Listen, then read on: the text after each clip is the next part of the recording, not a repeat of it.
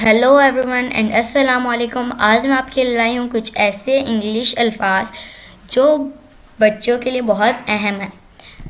ये अल्फाज आप यूज़ करते हैं हर रोज़ अपने घर में। जो आपकी चीज़ें होती हैं बाहर की भी हैं, लेकिन जो घर में ज़्यादा चीज़ें होती हैं ये उनके नाम हैं।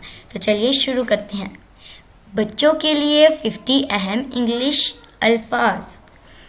आर्म, बाजू, एंट, चूंटी, एप्पल, सेब, एरोप्लेन, जहाज, एक्स, कुल्हाड़ी, एरो, तीर, टूथब्रश, दांतों वाला ब्रश, बॉडी, जिस्म, बनाना, केला, बैट, बला, ब्लू, नीला, बाल, गेंद, बेंच, कैट, बिल्ली, कलर्स, रंग, कैंडल, मोमबत्ती। अगर आपको मेरी वीडियोस अच्छी लगती हैं तो जल्दी से चैनल को सब्सक्राइब और वीडियो को लाइक करना ना भूलें। मैं मिलती हूँ आपसे नेक्स्ट वीडियो में, तब तक के लिए take care and bye bye.